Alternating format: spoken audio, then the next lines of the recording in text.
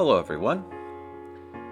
You're probably watching this video essay because of The Big Lebowski. What a fine film of outsiders, potheads, nihilists, and Vietnam. What was that shit about Vietnam? Dude, I'm sorry. What the fuck does anything have to do with Vietnam? It is a movie filled to the brim with memorable characters, Smokey, my friend. such as John Goodman's Walter, Philip Seymour Hoffman's genial sycophant. And how could we forget the hip-thrusting, ball-licking, purple pant-suited bit of weirdness that is John Turturro's Jesus Quintana?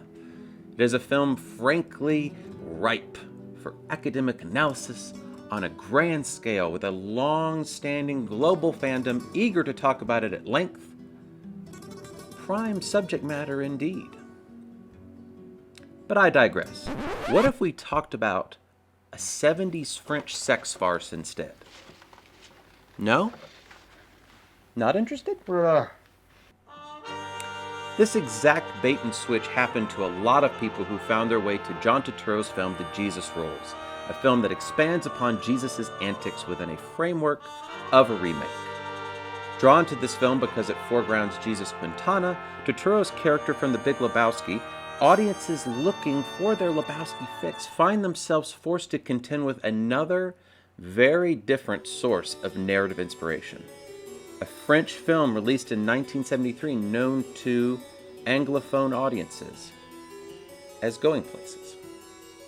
Going Places combines the road movie and sex comedy genres, and writer-director Bertrand Blier adapted the film from his own best-selling novel.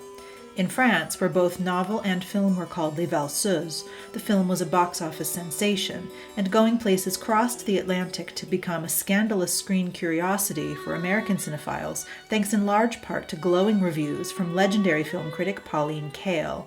This video essay will offer context for the Jesus Rolls as essentially a remake of Blier's Going Places, despite its target audience's more evident and enduring nostalgia for an entirely different film.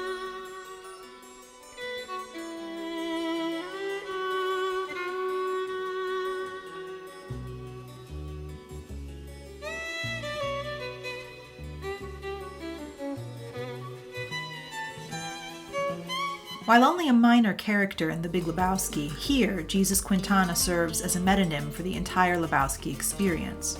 Written and directed by Joel and Ethan Coen, The Big Lebowski was released in 1997 to lackluster box office and baffled reviews, but since then, the Lebowski experience has grown into a real and durable cult, with Lebowski Fest events that attract long-standing fans and maybe win some new ones over White Russians between frames.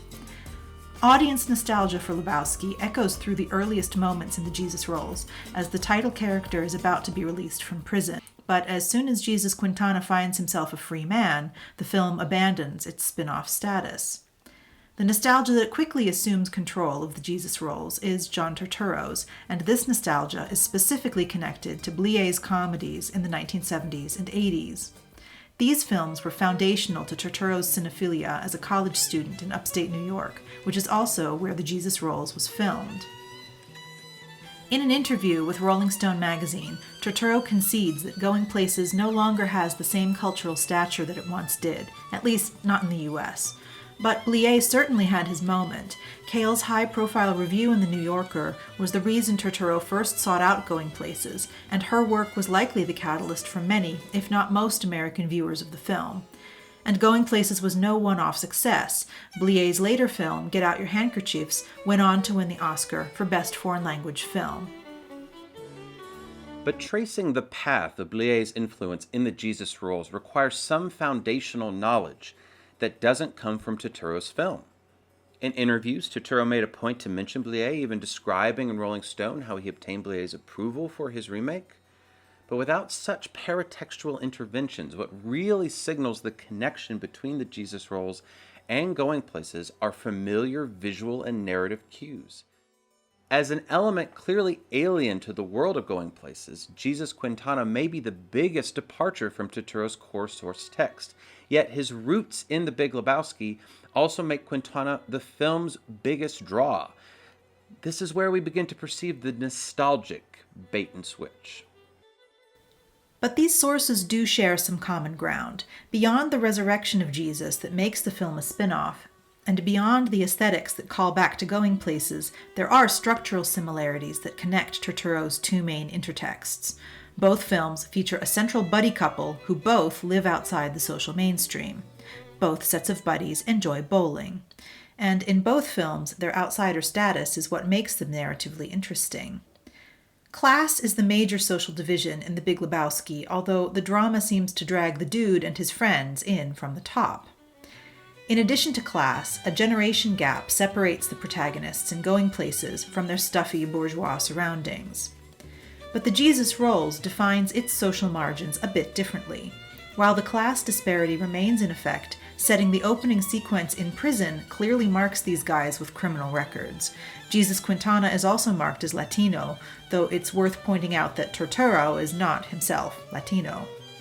The film fails to infuse the emerging racial tensions with the same urgency as Blier's intergenerational conflict, making broad suggestions rather than clear statements about racial tension in contemporary America. Although these films share narrative similarities, they represent distinctly different genres. Lebowski offers a pastiche of film noir, while Going Places is structured basically as a road movie. But both these films undermine their structuring genre. Lebowski turns out to revolve around a total non-mystery. There was no... We didn't, They're gonna kill that poor woman, man. The fuck are you talking about? The poor woman, that poor slut kidnapped herself. Come on, dude, you said so yourself. Man, I said I thought... And the road movie plot of Going Places fails to live up to its title, as the protagonists don't actually go anywhere. This is also true of the Jesus Rolls. These films also take a very different approach when it comes to women and their influence on the narrative. The women of The Big Lebowski are peripheral to its themes, though central to the plot. Sex in The Big Lebowski can signify status and or maternity, but the sex itself is never really the point. In fact, it is often used as a joke, usually at the expense of the dude. Was that yoga? It increases the chances of conception. In contrast, women are central to both themes and plot in Going Places and the Jesus Rolls.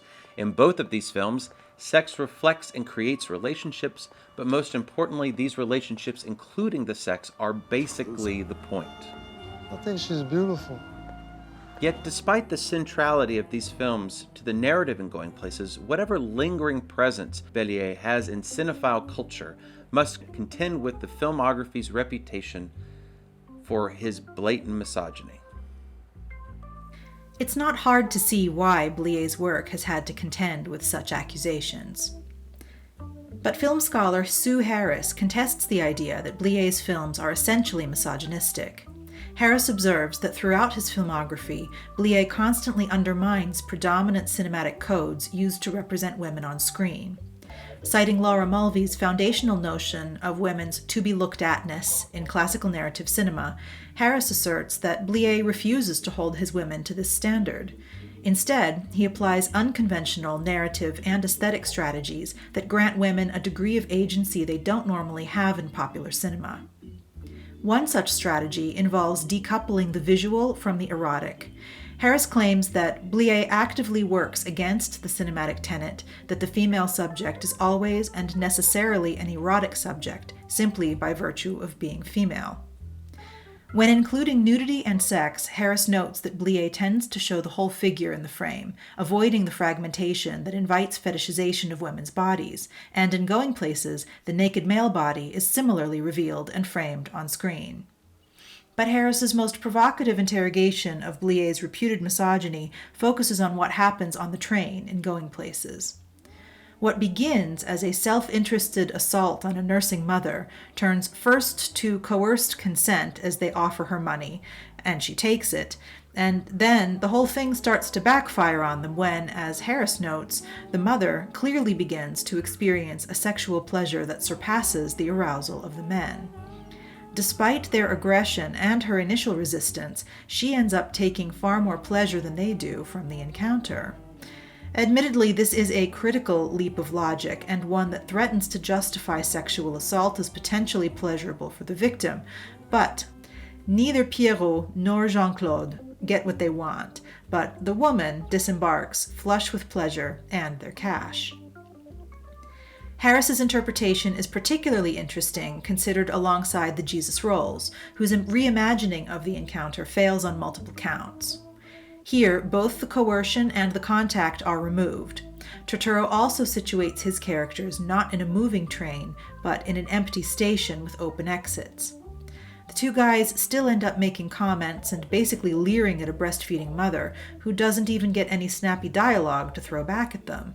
In downgrading their contact from physical to verbal, what may have been intended as a concession to feminism leaves no possibility for the oppositional interpretation that Harris proposes.